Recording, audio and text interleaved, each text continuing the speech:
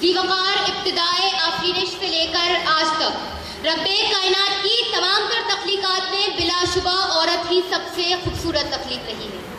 جب ایک طرف خدا تنہائی کے مارے وحشت زدہ آدم کی دل بستگی، دل جوئی اور ارتقاء نسل کا سامان کرنے میں مصروف تھا، تو دوسری طرف آدم سمیت ارض و سما کی وسعتوں کا ہر کونا، ہر گوشہ، ہر ذرہ دم سادے یہ کہہ رہا تھا کہ تجسیم انکشاف کی نظروں کو آس ہے، تمثیل انتظار ذرا سامنے تو آ.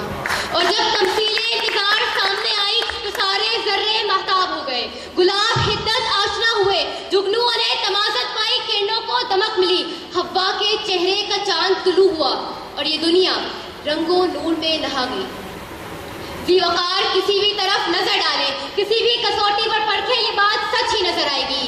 کہیں گھٹاؤں میں رخشندہ زلفوں کی ادا، کہیں شفق میں پنہا رنگ عارض، کہیں سادے سیمی کی تجلیاں، کہیں بھیگی آنکھوں کے جادو بھرے فسانے، کہیں جبیں کے جگنو، کہیں لبوں کے لال، گلوں میں گالوں کی تمازت، تاروں میں پلکوں کی جھلمل، انگلیوں کی کنمن شمیں، ہیرے کی کنی سی باتیں اور باتوں میں خوشبو. یہ تمام رنگ اور ان کی تابانیاں یقیناً عورت ہی کی رہین منت ہے. لیکن میرے نزدیک عورت کے وجود کو کسی رنگ برنگی گڑیا کی طرح سجا کر پیش کرنا، اس کے پیکر کے جادو کو عضو در عضو بیان کرنا، عورت کو اس کے مقام سے گرانے کے مترادف ہے. عورت کو مرد کے گلے میں گداز باہیں ڈالنے، نظر جھکا کر جوڑے میں پھول ٹکوانے، زلفوں کی مستی برسانے یا ہاتھوں کی چاندی چمکانے کے لیے پیدا نہیں کیا گیا. عورت ماں ہے جس کی اوڑھنی میں ایثار و محبت کے رنگ ہیں. عورت محبوبہ ہے جو مرد کی زندگی میں جہد و تعمیر کے رنگ بکھیرتی ہے. عورت بہن بھی ہے، عورت بیٹی ہے جو تقدیس کے رنگ کو اور بھی اجاگر کرتی ہے.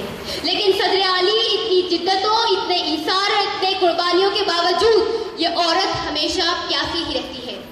پھولوں کی پنکھڑیاں چنتے چنتے آئینہ در آئینہ خود کو کھوجتی یہ صنف نازک جب پیچھے مڑ کر دیکھتی ہے تو اسے کرچیاں ہی کرچیاں نظر آتی ہیں. بچپن میں کھلونے سے کھیلنے والی بچی کو یہ کیا پتا تھا کہ کل وہ خود دنیا کے ہاتھوں میں کھلونا بن جائے گی. نہ اس کے پاس اپنا چہرہ رہے گا، نہ آنکھیں. کبھی اسے عزت کے نام پر قتل کیا جائے گا تو کبھی جہیز نہ لانے کی پاداش میں زندہ جلا دیا جائے گا. کبھی وہ کاروکاری کے نام پر قتل کی جائے گی تو کبھی بہتان لگا کر رسوا کی جائے گی. کبھی اس کے چاند چہرے اور ستارہ آنکھوں پر تیزاب پھینک دیا جائے گا. کبھی وہ بختاور پٹھان ٹکڑا بیوی کی طرح سنگین حالات کا شکار ہوگی اور کبھی گلشن بیگم کی طرح اپنی عزت کو بچانے کی پاداش میں اس کے سر کو تیز دھار آلے کاٹ کاٹ بلیڈ سے چیرا جائے گا، چھیلا جائے گا. ذی وقار عورت روز بڑھتی ہے، عورت روز جیتی ہے. عورت کا کوئی گھر نہیں مگر گھر اسی کے دم سے ہے. آج حالات نے عورت کو یہ کہنے پر مجبور کر دیا ہے کہ ارے ہم تو صدیوں سے چپ تھے، تماشائی بنے ہوئے تھے. ایک یوسف بکا تو آج تک بازار مصر کا چرچا ہے. ہزاروں زلیخائیں بکتی رہی، نیلام ہوتی رہی، ستی کے شعلوں پہ جلتی رہی، جنگ و رباب پہ ناچتی رہی. ایک آہ تک نہ کی کسی نے، ایک آنسو تک نہ کہیں.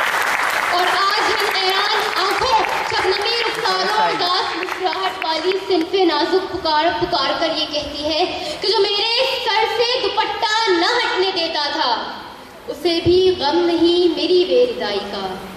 سفر میں رات جو آئی تو ساتھ چھوڑ گئے، بڑھایا تھا ہاتھ جنہوں نے رہنمائی کا.